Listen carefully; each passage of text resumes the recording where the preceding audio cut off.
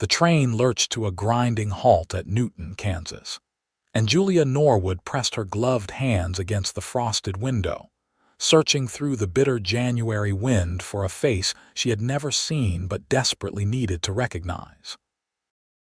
The year was 1878, and she had traveled 3 weeks from Philadelphia to become the bride of a rancher named Gerald Hutchins, a man whose letters had promised her warmth, security, and a fresh beginning far from the suffocating expectations of Eastern society.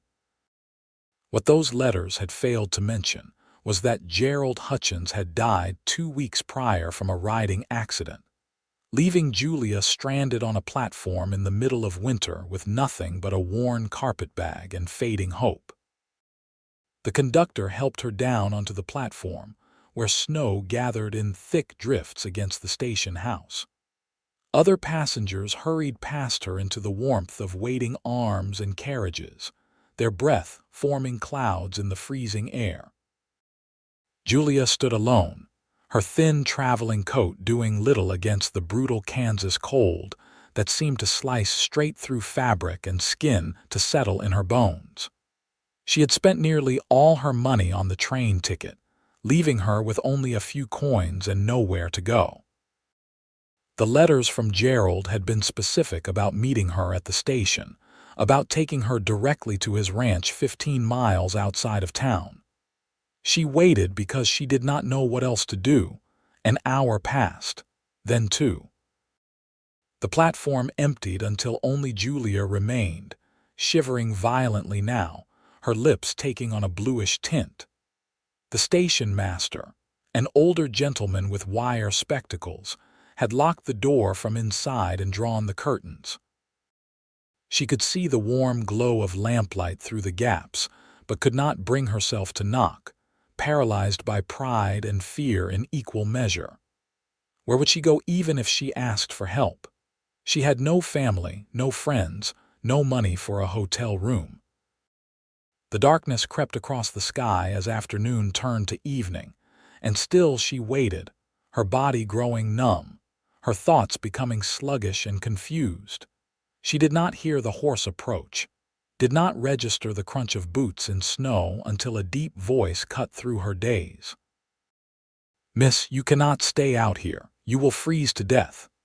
Julia tried to focus on the man standing before her, but her vision blurred and swam.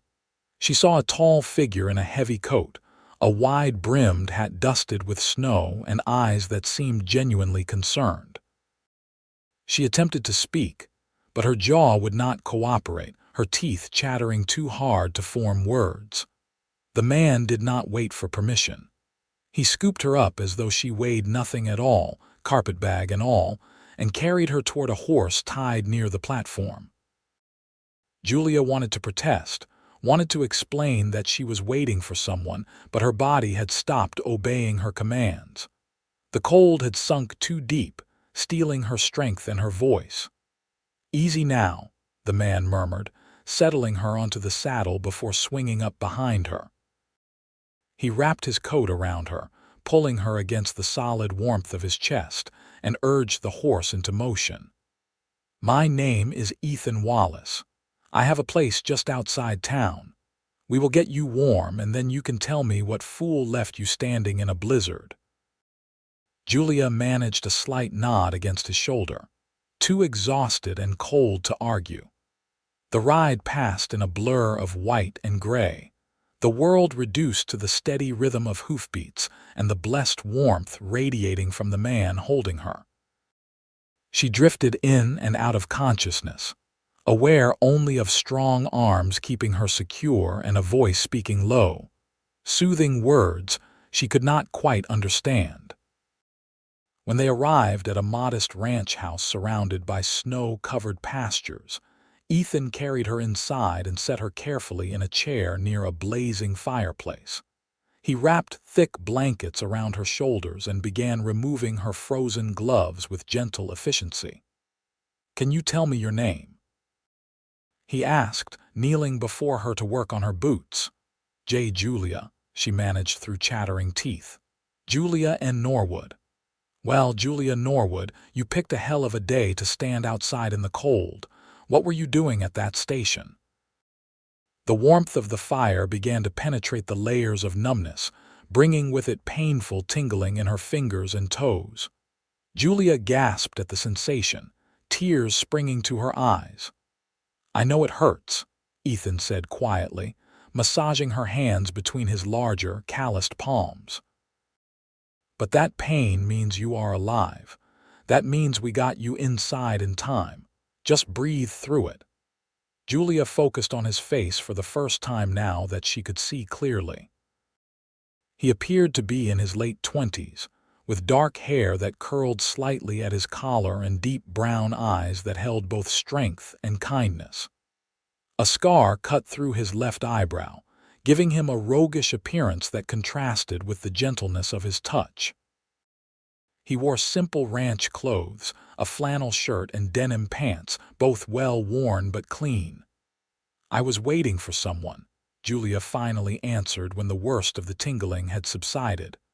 A man named Gerald Hutchins. I am his mail-order bride.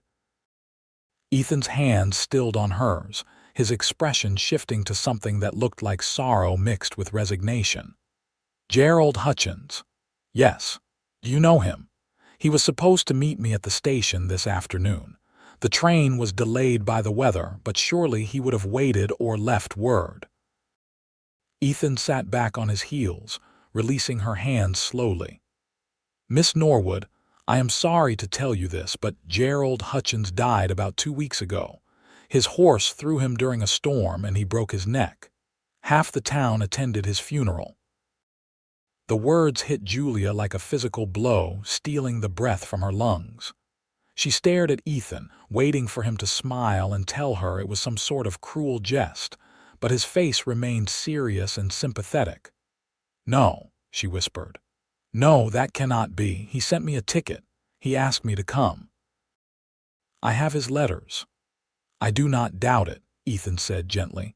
But death does not care about plans or promises. Gerald was a good man, but he is gone. Did you have no one else to write to you about this? Julia shook her head, the full weight of her situation crashing down upon her. I have no one. I used everything I had to come here. My parents died last year, and I had been living with an aunt who made it clear I was a burden.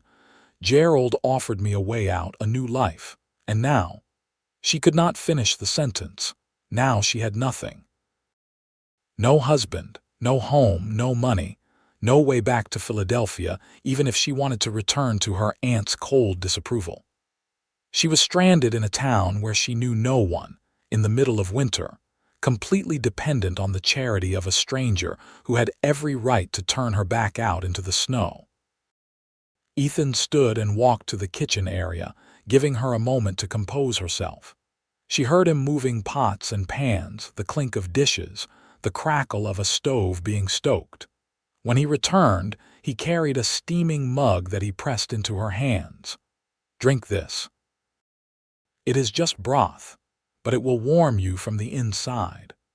Julia accepted the mug gratefully, cupping her still tingling hands around its warmth. The broth tasted rich and salty, and she realized she had not eaten since early morning. She sipped it slowly, feeling strength begin to return to her limbs. What will you do? Ethan asked, settling into a chair across from her. I do not know, Julia admitted, the helplessness of her situation threatening to overwhelm her. I have nowhere to go and no means to get there. Ethan was quiet for a long moment, studying her with those thoughtful brown eyes. Finally, he leaned forward, resting his elbows on his knees. Kindness starts with me, he said, the words deliberate and firm. That is what my mother used to say before she passed. She believed that we cannot wait for others to show compassion, that we must be the first to extend a hand. So here is what I propose. You stay here tonight where it is warm and safe. Tomorrow, when you have rested and eaten, we will figure out what comes next. There are options, even if you cannot see them right now. I cannot impose on you like that, Julia protested, though the thought of going back out into the cold filled her with dread. "You do not know me. For all you know, I could be a thief or worse." A hint of amusement flickered across Ethan's face. "You were about to freeze to death waiting for a dead man because you had too much pride to ask the station master for help. I do not think you are much of a criminal. Besides, this ranch house has 2 bedrooms. You will have privacy and safety. In the morning, we will talk about what you might do next, but tonight you rest. That is the end of it." Julia wanted to argue further, but exhaustion weighed down her limbs and clouded her thoughts. The warmth of the fire, the comfort of the blankets, and the simple human kindness of this stranger combined to overwhelm her defenses. She nodded, blinking back tears she refused to let fall. "Thank you," she whispered. "I will find a way to repay you for this." "No repayment necessary," Ethan said, standing and gesturing toward a door at the back of the house. "That is the spare room. It was my mother's before she died. The bed is made, and there are extra blankets in the trunk if you need them. The privy is out back, but there is a chamber pot under the bed if you would rather not go out in the cold. I will make us some supper, and then you should sleep." Julia stood on shaky legs, gathering the blankets around herself. "Mr. Wallace, I truly do not know what I would have done if you had not come along when you did." "You would have died," Ethan said bluntly but not unkindly, "and that would have been a waste. Now go rest. We can sort everything else out tomorrow." The bedroom was small but clean, with a handmade quilt covering a narrow bed and lace curtains at the window. Julia set her carpetbag down and sank onto the mattress, which felt like heaven after weeks of train benches and station platforms. She could hear Ethan moving about in the main room, the sounds of cooking and the occasional crackle of the fire.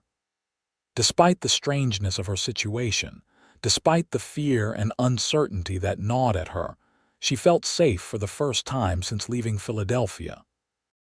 She must have dozed off because the next thing she knew, Ethan was knocking softly on the door, announcing that supper was ready.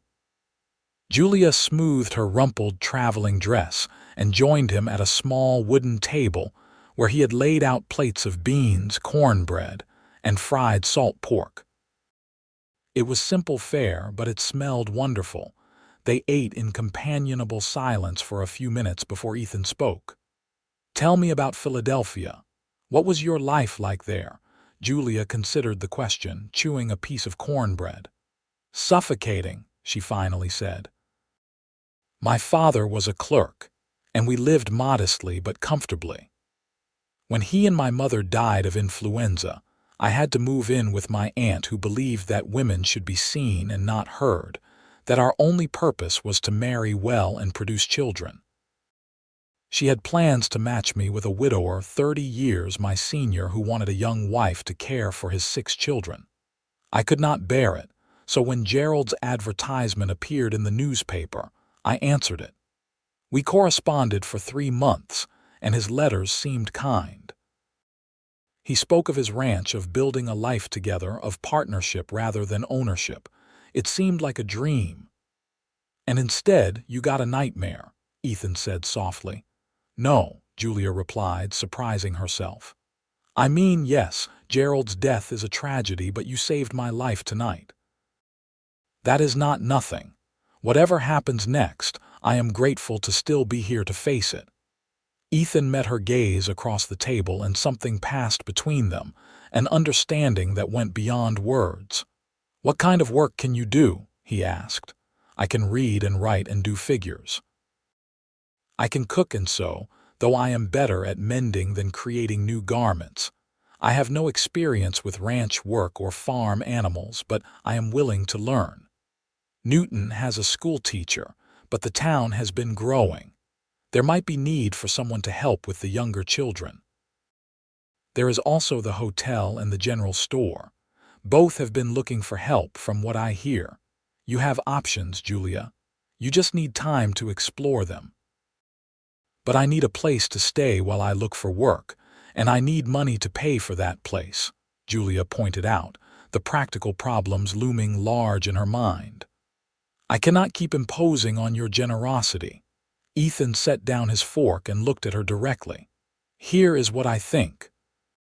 You stay here for a week or two while you recover from your journey and look for work in town. In exchange, you help with the cooking and mending. I am a terrible cook, and my clothes are all falling apart at the seams. Once you find employment and earn some money, you can move into town if that is what you want. But this way, you have time to breathe and plan instead of making desperate choices. Julia wanted to refuse, wanted to maintain her independence and dignity, but she had learned a hard lesson on that train platform. Sometimes survival required accepting help, required admitting that you could not do everything alone. Pride was a luxury she could no longer afford.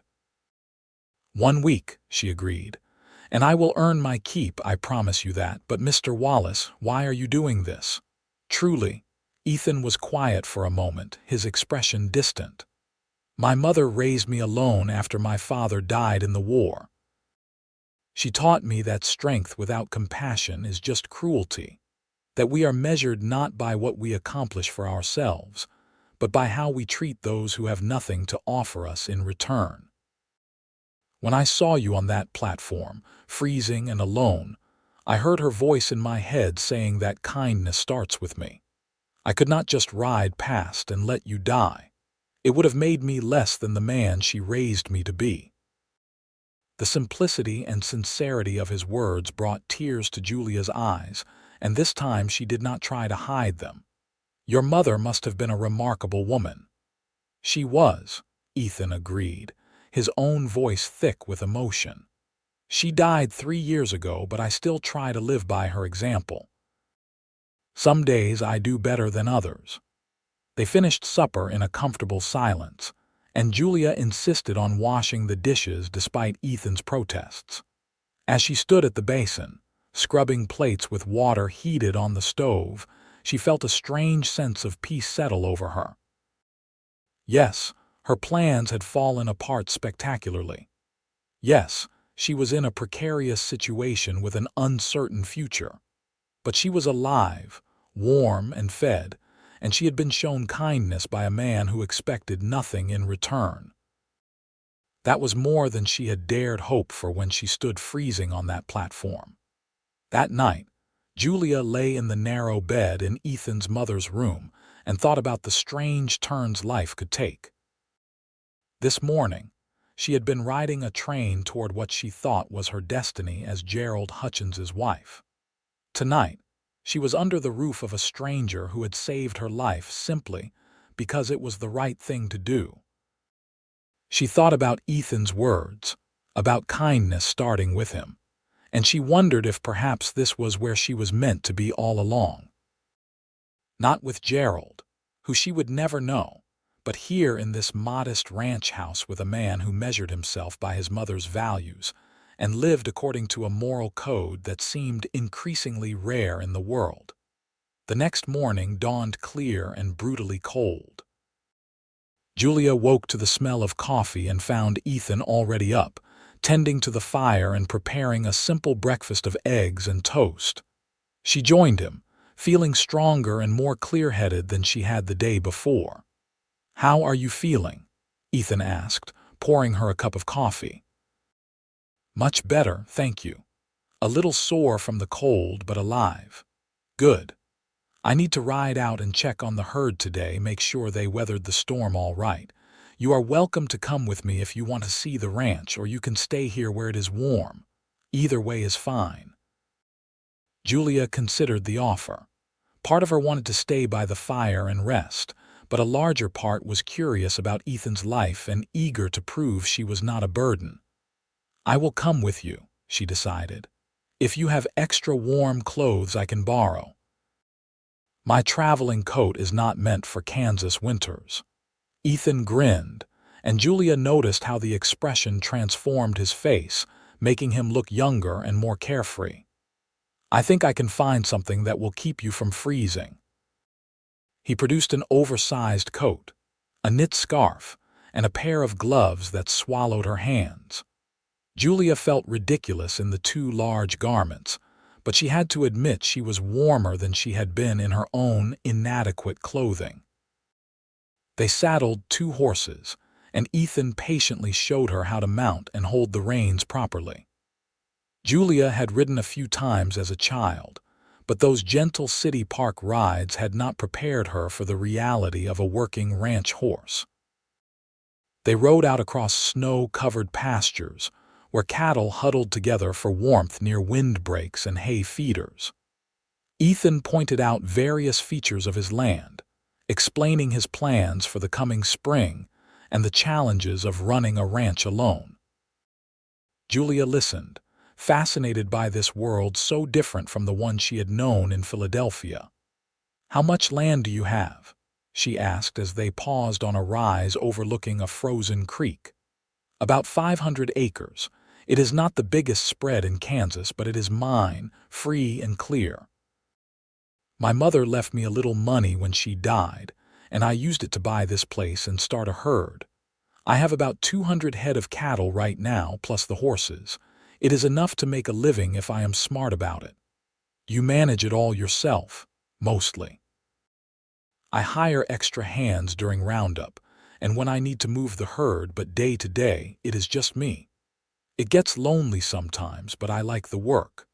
I like being my own boss, answering to no one but myself and the land."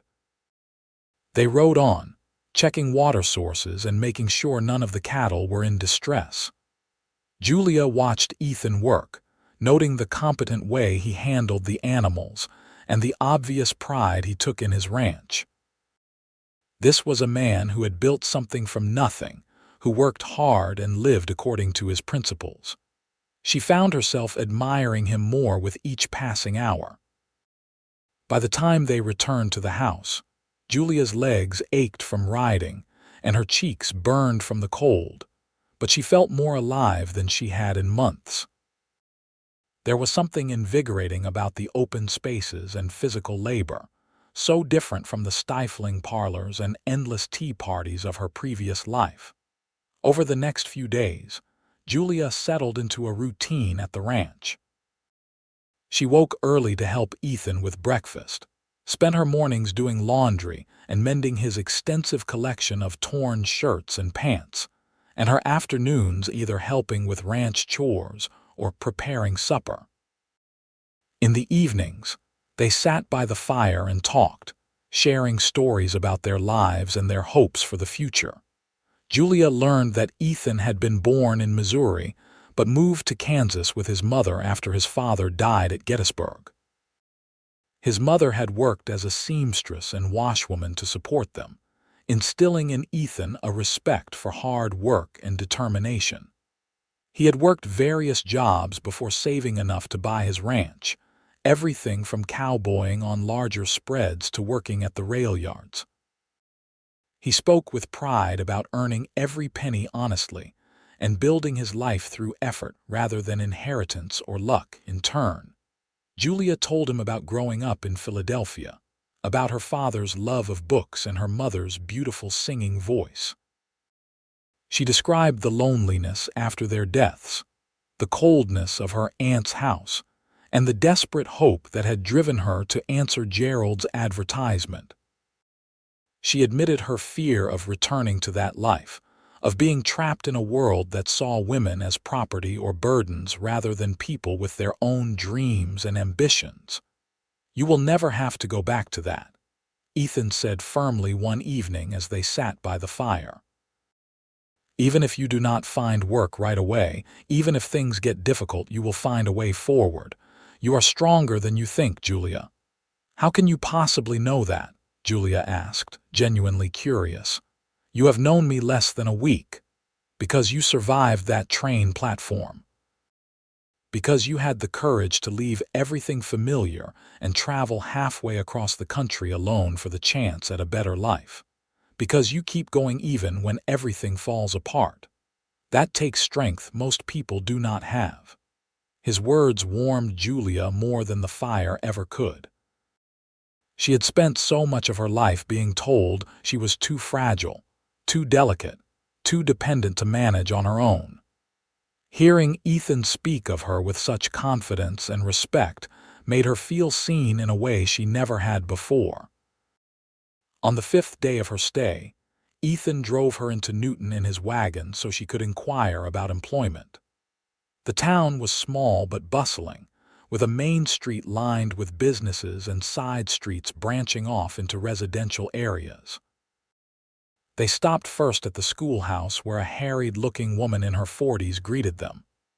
"Mrs. Patterson, this is Julia Norwood," Ethan said, making the introductions. "She recently arrived in town and is looking for work. I thought she might be able to help you with the younger students." Mrs. Patterson looked Julia over with sharp, assessing eyes. "Can you read and write?" "Yes, madam. I can also do arithmetic and basic geography." "The pay is not much," Mrs. Patterson warned. 50 cents a day, and that is only when school is in session. "But if you are willing to work with the little ones, teaching them their letters and numbers, I could use the help. My class has grown to nearly 30 students ranging from 5 to 15 years old, and I cannot give the younger children the attention they need." "I would be honored to help," Julia said, trying to keep the relief out of her voice. It was not much money, but it was a start. "Can you begin on Monday?" Mrs. Patterson asked. "Yes, absolutely." "Good. Be here at 8 in the morning. We go until 3 with a break for lunch." They left the schoolhouse with Julia feeling lighter than she had in weeks. She had employment, a purpose, a reason to stay in Newton beyond Ethan's charity. They stopped next at the general store, where the owner mentioned that his wife could use help with sewing and alterations if Julia was interested in extra work in the evenings. By the time they returned to the ranch, Julia had the beginnings of a plan, a way to support herself and build a life in this strange new place. "Thank you for taking me into town today," Julia said as they unhitched the horses. "I know it took you away from your work." "It was worth it to see you smiling," Ethan replied, and Julia felt a flutter in her chest at his words.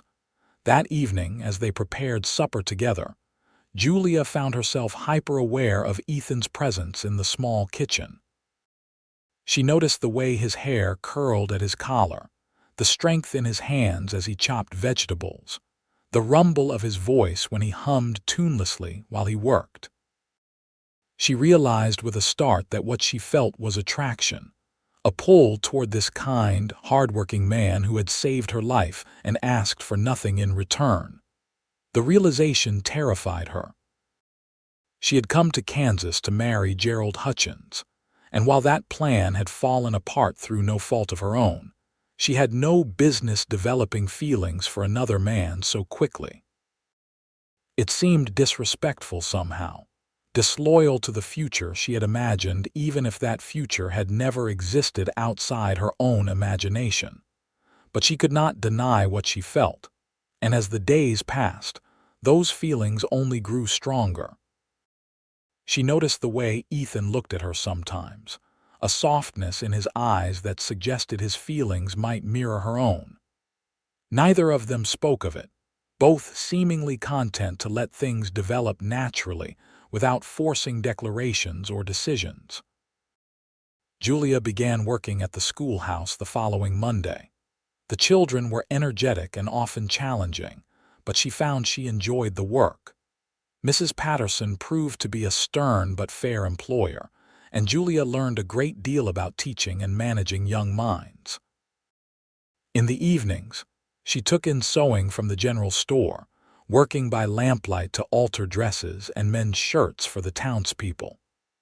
Between her two jobs, she was earning enough to save a small amount each week toward finding her own lodgings in town. But the thought of leaving the ranch filled her with an unexpected sadness.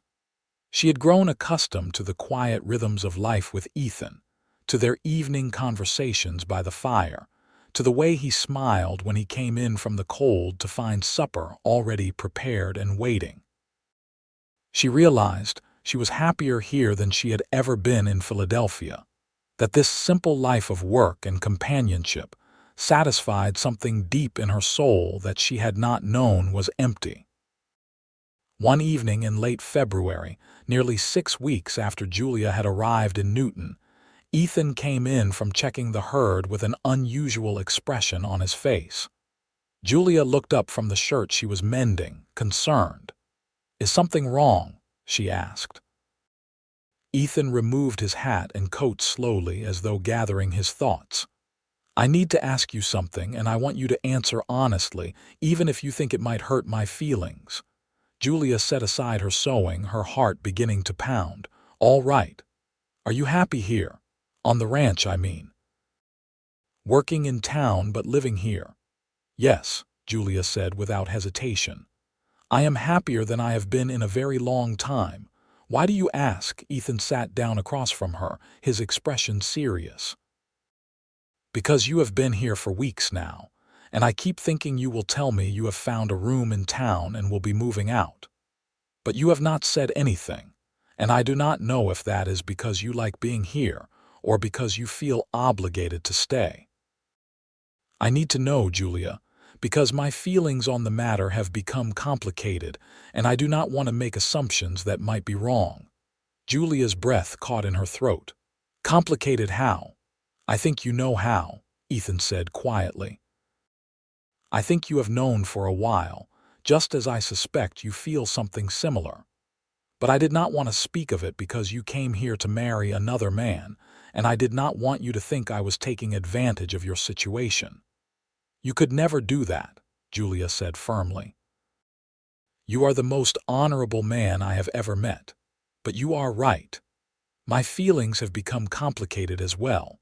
I find myself not wanting to leave, not wanting to look for a room in town, even though I know I should. It is improper for me to continue living here when we are not related, and people will talk." "Let them talk," Ethan said with surprising heat. "I do not give a damn what busybodies think. What I care about is what you want, what will make you happy. If you want to move to town and live independently, I will help you find a place and support your decision. But if you want to stay here, if you feel what I feel, then I want you to know that I am asking you to marry me. Not because it is proper or convenient, but because I have come to love you, Julia. I love your strength and your stubbornness, your intelligence and your kindness. I love the way you hum when you cook, and the way you challenge me when you think I am wrong. I want to build a life with you, a real partnership like Gerald promised you in his letters, but only if that is what you want too." Tears streamed down Julia's face, but she was smiling through them. "Yes," she said, her voice shaking with emotion. "Yes, Ethan, I want that more than anything. I love you too. I tried not to, tried to tell myself it was too soon or too wrong, but I cannot help it. You saved my life, and then you showed me what life could be. How could I not love you?" Ethan crossed the distance between them in 2 long strides, pulling Julia into his arms and kissing her with a passion that took her breath away. She kissed him back, pouring all her fear and hope and love into that single perfect moment. When they finally broke apart, both breathing hard, Ethan rested his forehead against hers. "We will do this properly," he said. "I will speak to the minister tomorrow, and we can be married as soon as the banns are posted. I want everyone to know you are my wife, that you chose me just as I chose you." "I do not need a fancy wedding," Julia said, reaching up to cup his face in her hands. "I just need you." "You will have both," Ethan promised. "You will have everything I can give you for as long as we both live." They were married 3 weeks later in the small church in Newton, with Mrs. Patterson and her husband serving as witnesses. Julia wore a simple blue dress that she had made herself, and Ethan wore his best suit, looking handsome and nervous as he waited for her at the altar. The ceremony was brief but meaningful, and when the minister pronounced them husband and wife, Julia felt as though her heart might burst with happiness. The townspeople of Newton threw them a small reception at the hotel. their way of welcoming Julia into the community and celebrating Ethan's marriage. Julia met ranchers and shopkeepers, farmers and craftsmen, all of whom seemed genuinely pleased for them. Several women pulled her aside to whisper that Ethan Wallace had been one of the most eligible bachelors in the area, and that she was a lucky woman to have caught his eye. Julia smiled and agreed, though privately she thought Ethan was the lucky one. After all, she had been prepared to marry a complete stranger sight unseen. Choosing to marry a man she actually loved seemed like the easiest decision she had ever made. Their wedding night was tender and sweet, filled with gentle exploration and whispered declarations of love. Ethan was patient and considerate, making sure Julia felt safe and cherished.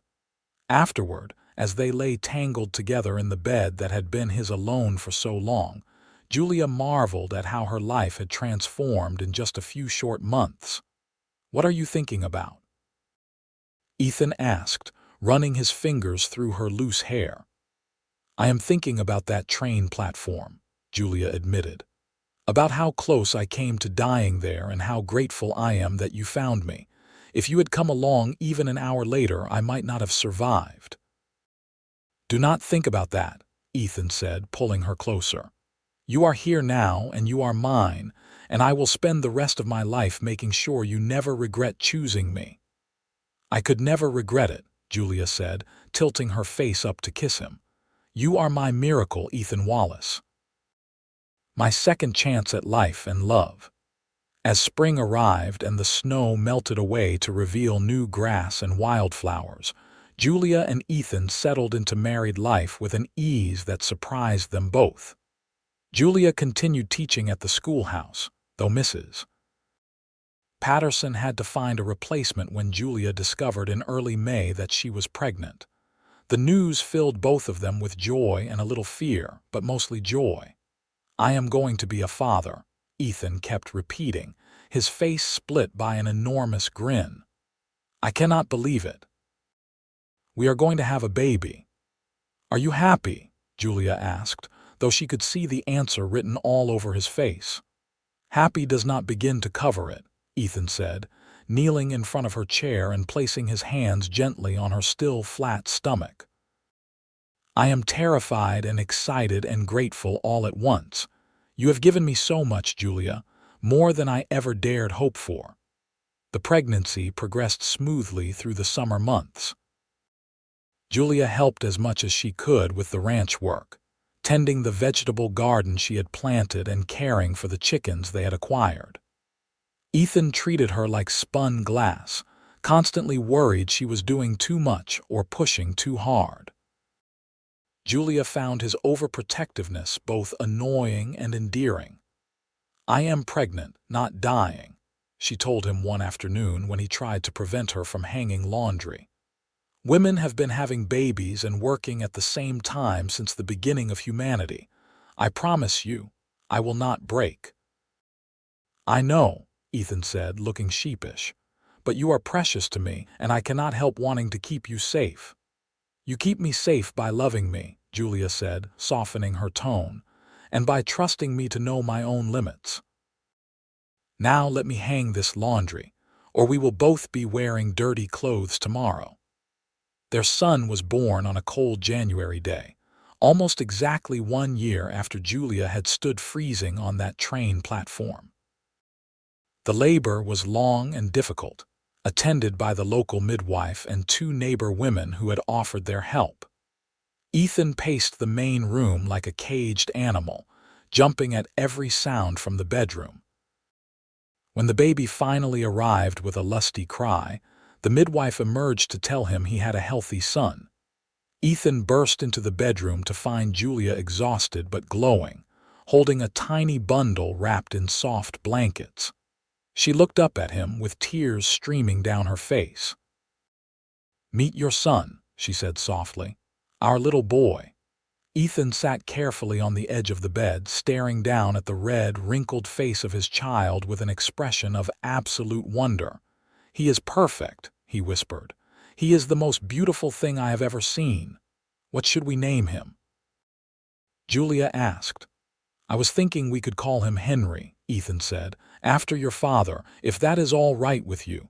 Julia's tears fell faster at this unexpected kindness. You would do that. Your father helped make you who you are, Ethan said simply, and you are the best person I know. It seems only fitting that our son should carry his name forward. Henry Wallace, Julia tested the name, smiling through her tears. I love it, I love you. I love you too, Ethan said, carefully putting his arm around his wife and son. Both of you, my whole world right here in this room. The first years of parenthood were exhausting but filled with joy. Henry grew quickly, transforming from a tiny infant into a chubby toddler with his father's dark hair and his mother's gray eyes. Julia taught him his letters and numbers while Ethan taught him about horses and cattle. The ranch prospered as Ethan's hard work and good decisions paid off. They expanded the herd and built a larger barn, slowly transforming the modest ranch into something more substantial. When Henry was 3, Julia became pregnant again, this time with a daughter they named Sarah. She had Ethan's brown eyes and Julia's determination, making her feelings known from the moment she entered the world. Henry doted on his little sister, treating her like a precious doll he had to protect. On a warm evening in May, 5 years after Julia had arrived in Newton, she stood on the porch of their ranch house watching the sun set over the pastures.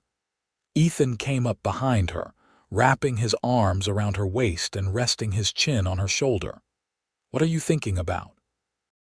he asked, a question that had become something of a ritual between them over the years. "I am thinking about how different my life is from what I imagined when I left Philadelphia," Julia said, leaning back against his solid warmth. "I thought I was coming here to be Gerald Hutchins's mail-order bride, to live a life someone else had planned out for me. Instead, I found you, and we built this life together. Sometimes I wonder who I would have been if you had not found me on that platform, if you had not stopped to help a stranger in need. You would have been someone else's miracle instead of mine," Ethan said quietly. "Because that is who you are, Julia. You make everything better just by being in it. You made me better." "We made each other better," Julia corrected, turning in his arms to face him. "You taught me what real partnership looks like, what it means to be respected and cherished as an equal. You showed me that kindness is not weakness but the greatest strength of all." "Kindness starts with me," Ethan said, echoing the words he had spoken that first night. "That is what my mother always said, and she was right. When I saw you freezing on that platform, I knew I had to help, no matter what it cost me. I never imagined it would cost me my bachelor freedom and my quiet life." Julia pulled back to look at him, worried she had misunderstood his tone, but he was grinning. "Best trade I ever made," he continued. "One cold woman on a platform for a lifetime of love and family and happiness. I think I got the better end of that bargain." "Absolutely not," Julia protested, laughing. "I got the better deal by far. You saved my life and then gave me a reason to live it." They stood there on the porch as darkness fell, holding each other and watching the stars begin to appear in the vast Kansas sky. Inside the house, their children slept peacefully, dreaming whatever dreams 3-year-olds and infants dream. Around them, the ranch they had built together stretched out into the night, a testament to hard work and determination and love. Julia thought about the girl she had been when she stepped off that train, scared and desperate and alone. That girl had been looking for someone to save her, for a man to give her life meaning and purpose. What she had found instead was a partner who challenged her to save herself, who stood beside her rather than in front of her, who believed she was strong enough to build a life rather than simply inhabit one someone else created. She thought about Gerald Hutchins sometimes, the man she had never met but who had inadvertently brought her to Newton. She hoped he had lived a good life before that horse threw him, hoped he had known love and happiness in whatever form they took. His death had been a tragedy, but it had also been the catalyst for everything good in her life now. Without it, she would have married him out of desperation and duty, and while they might have built something meaningful together, it would never have been what she had with Ethan. "Do you ever regret it?" Julia asked suddenly. "Taking in a strange woman you found at the train station. Your life would have been so much simpler if you had just ridden past that day." Ethan looked at her as though she had lost her mind. "Simpler, maybe, but simpler is not better. Before you, I had a ranch and a house and a routine. I had work and purpose and independence. What I did not have was joy, Julia.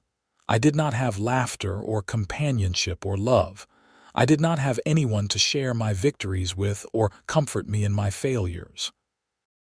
I did not have you and our children and this family we have built together. So no, I do not regret it, not for one single second.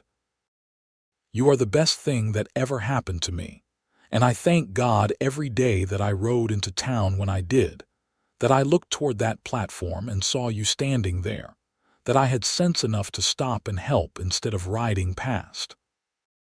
"I love you," Julia said, the words feeling inadequate for the enormity of what she felt. "I love you more than I knew it was possible to love another person." "I love you too," Ethan replied, kissing her forehead, her cheeks, her lips. "My miracle, my Julia, my wife." They went inside together as the first stars of evening gave way to the deep darkness of a prairie night. The fire burned low in the hearth, casting dancing shadows on the walls. Julia checked on the children, tucking blankets more firmly around them and pressing gentle kisses to their foreheads. Ethan banked the fire and locked the doors, the small rituals of domestic life that had become as natural as breathing.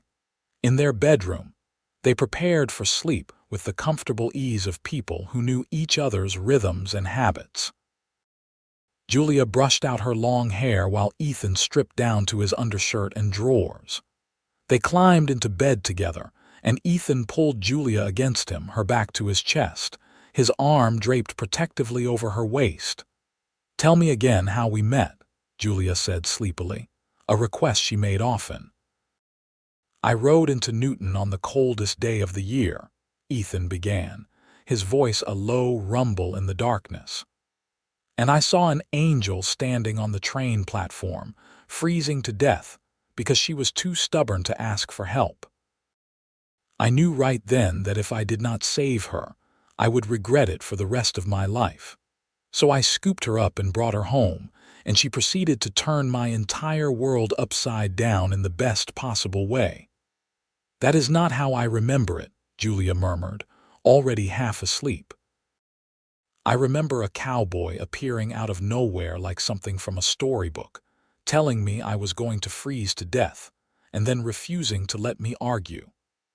I remember thinking I had died and gone to heaven, because surely no real man could be that kind." "I am very real," Ethan assured her, pressing a kiss to the back of her neck. "And you are very much alive, here in my arms where you belong."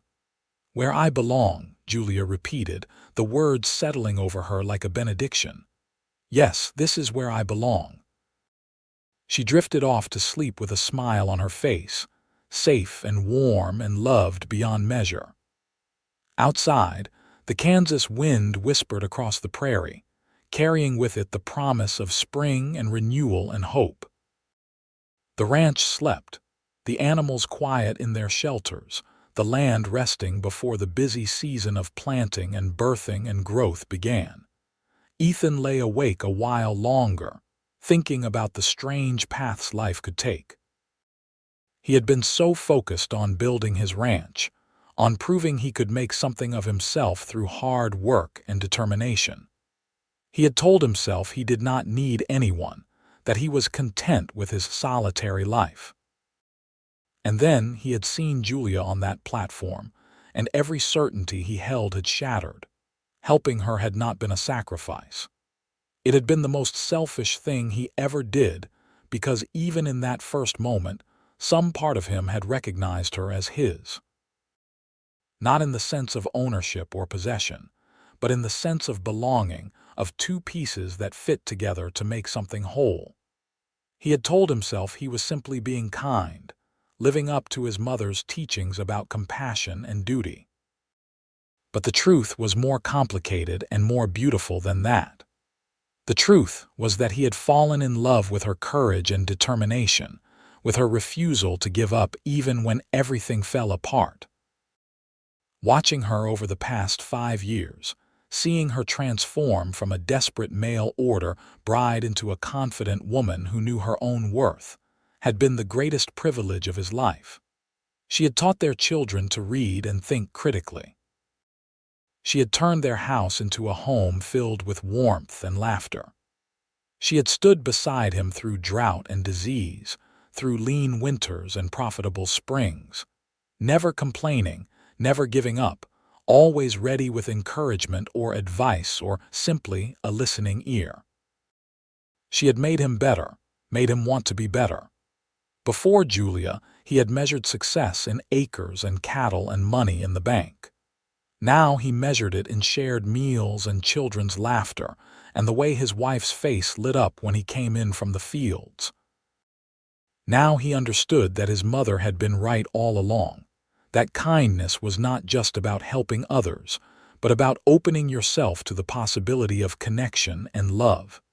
As Ethan finally drifted off to sleep, his last conscious thought was gratitude. Gratitude for the impulse that had made him ride into town that cold January day. Gratitude for the courage Julia had shown in accepting his help, and then his love. Gratitude for the family they had created and the life they were building together. Gratitude for the simple, profound truth his mother had taught him years ago. That kindness starts with me, and from that single act of compassion, everything beautiful and worthwhile can grow. The years passed with the steady rhythm of ranch life. Henry and Sarah grew into capable, kind children who loved the land and their animals with the same passion their father did. Julia continued to help whenever the school needed an extra teacher, passing on her love of learning to new generations of Newton children. Ethan expanded the ranch gradually and carefully, never overextending but always looking for opportunities to improve their situation. They faced challenges, of course. There was the summer of drought when they nearly lost the entire herd and had to make the agonizing decision to sell off breeding stock just to keep the rest alive. There was the winter Sarah came down with scarlet fever, and they spent 3 terrifying days thinking they might lose her. There were disagreements and frustrations, moments when the stress of ranch life and parenthood tested their patience and their bond. But through it all, they had each other. When Ethan despaired over cattle prices or weather, Julia reminded him of all they had survived already. When Julia worried about money or the children, Ethan held her and promised they would find a way through. They had learned early in their marriage that problems shared were problems halved, that honesty and communication mattered more than pride or stubbornness. On their 10th wedding anniversary, Ethan surprised Julia by taking her into Kansas City for a weekend, leaving the children with Mrs. Patterson. It was the first time they had been alone together since Sarah was born, and Julia felt like a young bride again as they checked into a hotel and explored the bustling city. "This is too extravagant," Julia protested, even as her eyes sparkled with excitement. "We should be saving this money for the children or the ranch. The children are fine, and the ranch is doing well enough that I can spoil my wife for a few days," Ethan replied, taking her arm and steering her toward a restaurant he had researched. "You have worked hard for 10 years, Julia. You have raised our children and helped build our home and never once complained about wearing mended dresses or going without luxuries. Let me do this for you. Let me show you how much I appreciate everything you have sacrificed." "I never saw them as sacrifices," Julia said seriously. "Everything I gave up from my old life, I gave up gladly because what I gained was so much better. But I will not lie and say this is not wonderful. Thank you, Ethan. Thank you for always thinking of me." They spent the weekend like newlyweds, holding hands as they walked through shops, lingering over leisurely meals, and making love without worrying about children overhearing. They talked about their dreams for the future, about expanding the ranch further, about maybe building a bigger house as the children got older. They talked about Henry's interest in breeding horses and Sarah's talent for drawing. They talked about everything and nothing, simply enjoying each other's company without the constant demands of daily life intruding. On the train ride home, Julia rested her head on Ethan's shoulder and sighed contentedly. "I did not think life could get better than it already was, but this weekend proved me wrong. Thank you for reminding me that we are not just parents and ranchers, but husband and wife first." "You never need reminding of that," Ethan said, kissing the top of her head. "But I am glad we took the time anyway. We should do this more often, even if it is just a night away in Newton instead of a weekend in the city. We need to remember that we were us before we were parents, and we will still be us after the children are grown and gone." Julia shivered at the thought of Henry and Sarah leaving someday, but she knew Ethan was right. They were raising their children to be independent, capable adults who could make their own way in the world. That was the whole point of parenthood, even if the thought of an empty house made her heart ache. But that day was far off yet. For now, she had years of watching them grow, of helping them become whoever they were meant to be. And through it all, she would have Ethan beside her, the man who had saved her life and then taught her how to live it fully. When they arrived back at the ranch, Henry and Sarah came running out to greet them, full of stories about their adventures with Mrs. Patterson. Julia hugged them tightly, breathing in the familiar smell of sun and grass and childhood. Ethan caught her eye over their heads, and the look that passed between them said everything that words could not. "This is what we built. This is what kindness started. This is our legacy." That night, after the children were asleep and the house was quiet, Julia and Ethan sat on the porch watching the stars. It had become their ritual over the years, this quiet time at the end of each day when they could simply be together without the demands of work or family pulling them in different directions. "You ever think about that train platform?" Ethan asked, breaking the comfortable silence. "Sometimes," Julia admitted. "Usually when I am feeling particularly grateful for everything we have. It is strange to think that the worst day of my life led directly to all the best days that followed. If Gerald had not died, if you had not found me, if I had made different choices at any point, none of this would exist. We would not exist. I think we would have found each other somehow," Ethan said thoughtfully.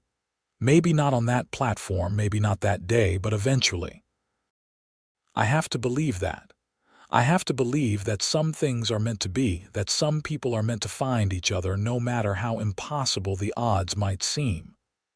"That is very romantic for a practical rancher," Julia teased gently. "You make me romantic," Ethan replied, pulling her closer. "You make me believe in things I used to think were foolish, like fate and destiny and soulmates. Before you, I thought love was something that grew over time through shared experiences and mutual respect. And it is those things, but it is also something more, something I cannot quite put into words. It is the way my heart lifts when I see you coming across the field with lunch. It is the pride I feel watching you teach our children or help a neighbor. It is the bone-deep certainty that I am exactly where I am supposed to be, doing exactly what I am supposed to be doing, with exactly the right person beside me." Julia turned to kiss him, pouring all her love and gratitude into the gesture. "I feel the same way," she whispered against his lips. "Every single day, I feel the same way." As the years continued to pass, Julia and Ethan watched their children grow into remarkable young people. Henry developed his father's work ethic and his mother's compassion, becoming known throughout the county as an honest dealer in horses. Sarah inherited her father's stubbornness and her mother's intelligence, shocking the community by announcing at 16 that she intended to become a teacher like Mrs. Patterson.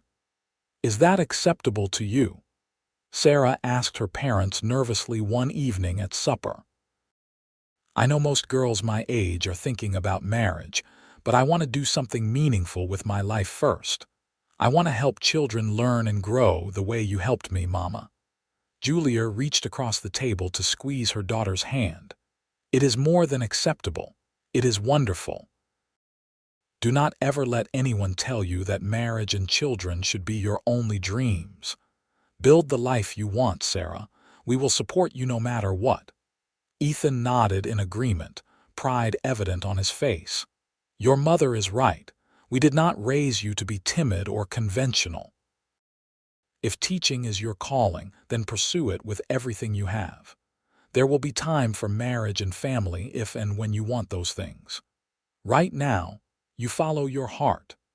Sarah burst into tears of relief and hugged them both, and Julia caught Ethan's eye over their daughter's head. This was the legacy they were leaving, not just the ranch and the land, but the values and beliefs they had instilled in their children.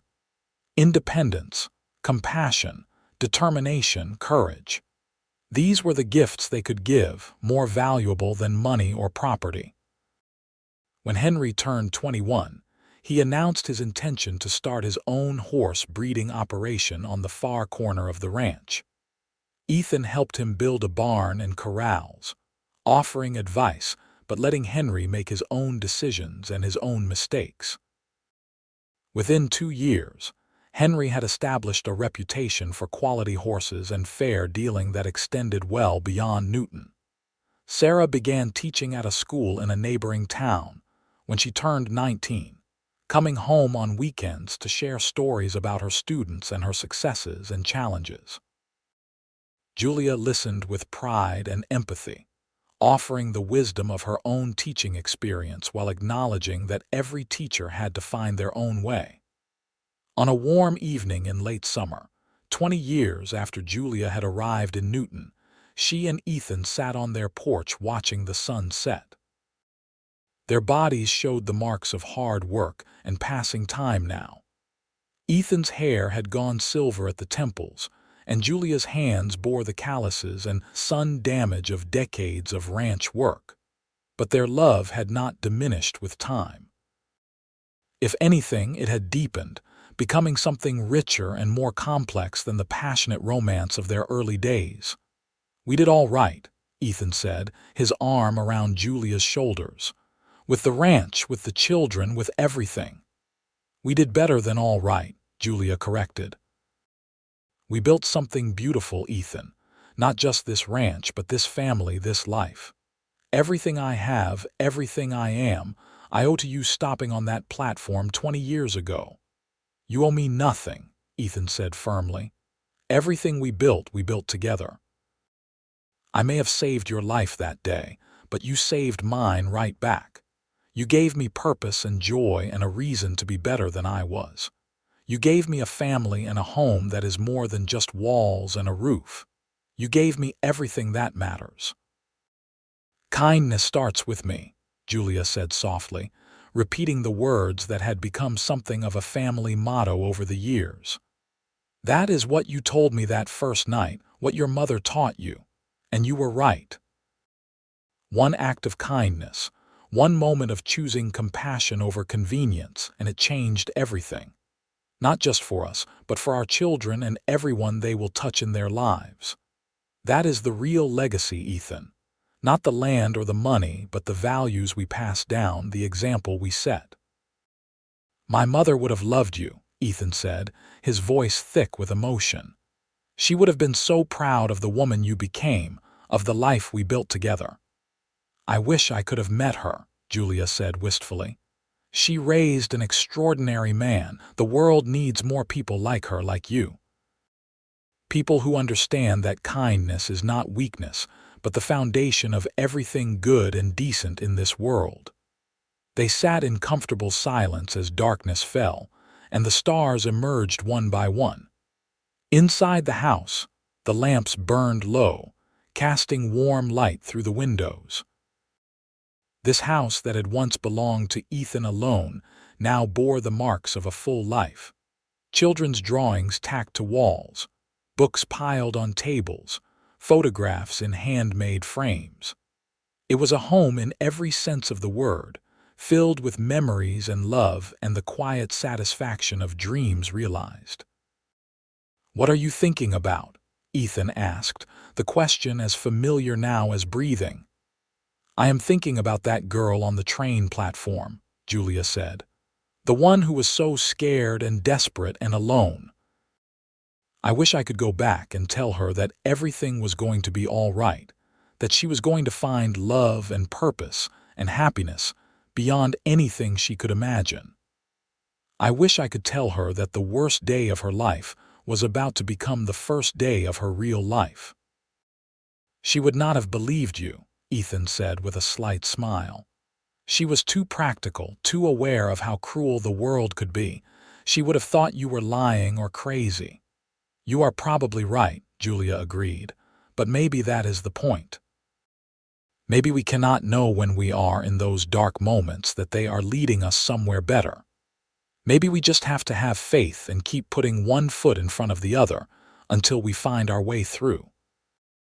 And maybe," Ethan added, "we have to be open to accepting help when it is offered, even from strangers. You trusted me that night, Julia. You let me help you when you could have refused, when you could have let pride or fear keep you isolated. That took courage." "I did not have much choice," Julia said wryly. "I was about to freeze to death." "You always have a choice," Ethan insisted. "You could have gone into the station and demanded help. You could have used your last coins to buy a ticket to somewhere else. You could have done a dozen different things, but you waited and then you trusted me. That matters, Julia. That choice matters." Julia leaned against his shoulder, breathing in the familiar scent of leather and horses and the soap he used. "I am glad I made that choice. I am glad I trusted you. You gave me everything I never knew I needed." "We gave each other everything," Ethan corrected gently. "That is what love is, Julia. Not one person saving the other, but two people choosing each other every single day, building something together that neither could create alone." As the night deepened around them, Julia thought about all the choices that had led her to this moment. Choosing to answer Gerald's advertisement, choosing to board that train despite her fear, choosing to wait on that platform instead of giving up, choosing to trust Ethan when he appeared like an answer to a prayer she had not known how to say, choosing to stay at the ranch instead of moving to town, choosing to marry him, to build a life with him, to face every challenge and celebrate every victory together. Each choice had led to another, creating a path she could never have predicted but would not change for anything in the world. This was her life, built on kindness and courage and love. This was her home, created through years of hard work and dedication. This was her family, the legacy she and Ethan would leave long after they were gone. "I love you," she said, the words as true now as they had been the first time she spoke them. "I will love you until my dying breath and beyond." "I love you too," Ethan replied, kissing her forehead. "My miracle. My Julia. My wife. You are the answer to every question I never knew how to ask." They sat together under the stars, two people who had found each other against all odds, who had built something beautiful and lasting from the foundation of kindness and compassion. They had proven that love could bloom in the most unexpected places, that hope could survive even the darkest moments, that choosing kindness could change not just one life but generations to come. As the years continued to unfold, bringing new grandchildren and great-grandchildren, new challenges and new joys, Julia and Ethan would always remember that cold January day when their lives collided on a train platform in Newton, Kansas. They would remember the choice Ethan made to stop and help, the choice Julia made to trust. They would remember that in a world that could be harsh and unforgiving, kindness mattered, compassion mattered, love mattered. And they would pass that lesson down through the generations, ensuring that their legacy was not just land and cattle and horses, but something far more valuable. The understanding that kindness starts with me, and from that simple beginning, everything beautiful and worthwhile can grow. The ranch continued to prosper under their stewardship, becoming known throughout Kansas not just for quality livestock, but for the integrity and generosity of its owners. Ethan and Julia became pillars of the Newton community, the kind of people others looked to for advice and support. They helped neighbors through hard times, mentored young ranchers and teachers, and donated generously to causes they believed in. But their greatest achievement was not measured in acres or dollars or community standing. It was measured in the love they shared, in the family they raised, in the countless small acts of kindness they performed without expectation of recognition or reward. It was measured in the way their children and grandchildren treated others, carrying forward the values they had learned at their parents' knees. As Julia grew older, she would sometimes stand on that porch and remember the frightened girl she had been, waiting on a frozen platform for a man who would never come. She would remember the desperation, the cold, the terrible certainty that she was going to die alone and forgotten. And then she would turn and see Ethan coming across the field, still strong despite his years, still looking at her with the same love and devotion he had shown from the very beginning. She would see their children and grandchildren playing in the yard, carrying on the legacy they had built.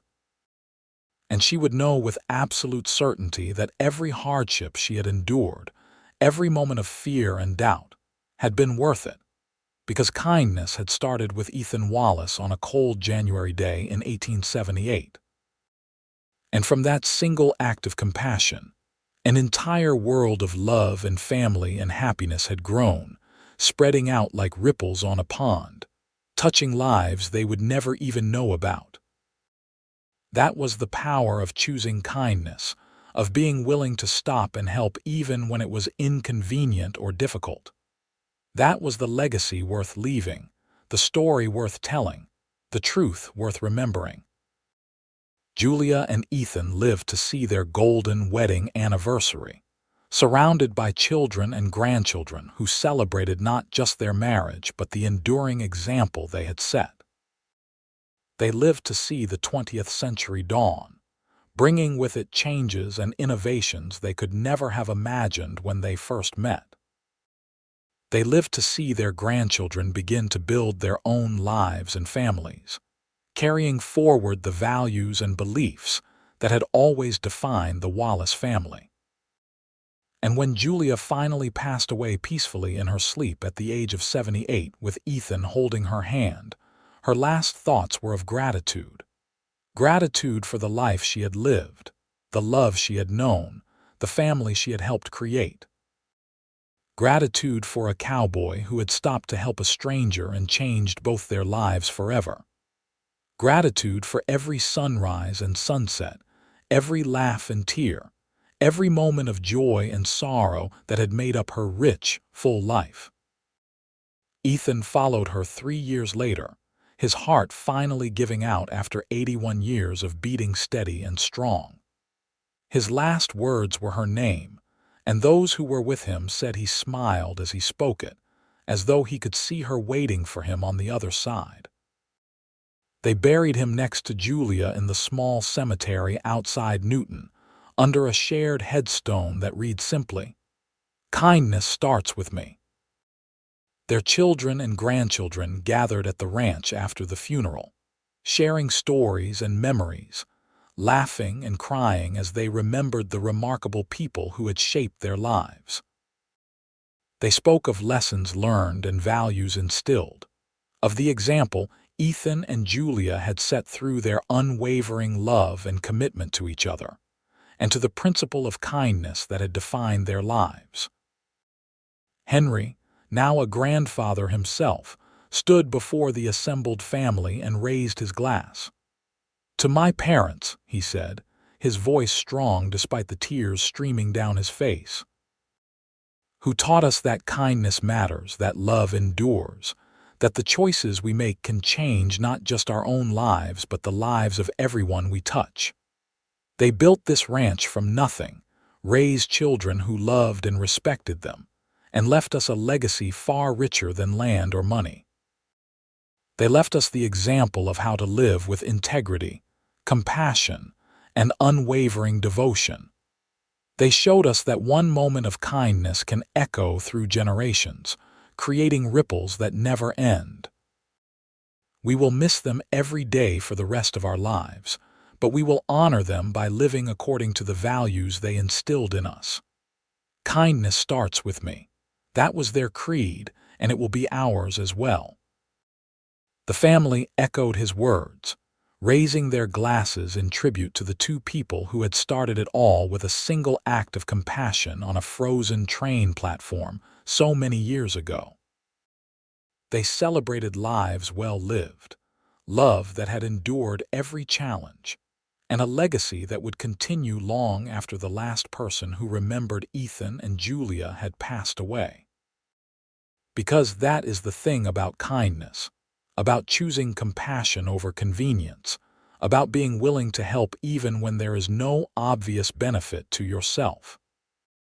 It creates something that outlasts any individual life, building connections and communities and families that carry forward long after we are gone. Ethan Wallace could never have known when he stopped to help a freezing stranger that he was setting in motion events that would shape generations. Julia Norwood could never have known when she trusted that stranger that she was making a choice that would define not just her life, but the lives of her children and grandchildren and great-grandchildren. But they did not need to know. They simply needed to choose kindness, to choose love, to choose compassion. Everything else followed from those choices, creating a story that would be told and retold in the Wallace family for generations to come. The story of a mail-order bride who nearly froze waiting for a man who would never come, and a cowboy who arrived just in time with the words that would define both their lives. Kindness starts with me. And in the end, that was all that mattered. Not the ranch or the money or the community standing, but the simple, profound truth that choosing kindness, choosing to help, choosing to love, could transform everything. That was the legacy Ethan and Julia left behind, carved into every heart they touched, embedded in every value they instilled, living on in every descendant who carried forward their belief that we are measured not by what we accumulate, but by how we treat those who cannot repay us, by the compassion we show to strangers, by the love we build and nurture and protect. Their story became legend in Newton, told and retold until the details blurred and changed, but the essential truth remained. That love could bloom in the most unlikely places, that hope could survive the darkest moments, and that kindness truly does start with me. With each of us making the choice to help, to care, to reach out to those in need even when it is difficult or inconvenient. That choice, made over and over again, is what builds families and communities and ultimately creates a world worth living in. The ranch remained in the Wallace family for generations, each new steward adding their own touches while honoring the foundation Ethan and Julia had built. And on cold January nights when the wind howled across the Kansas prairie, family members would gather around the fire and tell the story of how it all began, of a desperate woman and a compassionate cowboy whose paths crossed at exactly the right moment, creating something beautiful and enduring from the frozen depths of despair. That is the power of kindness, they would say. That is the legacy we honor. That is the truth we carry forward.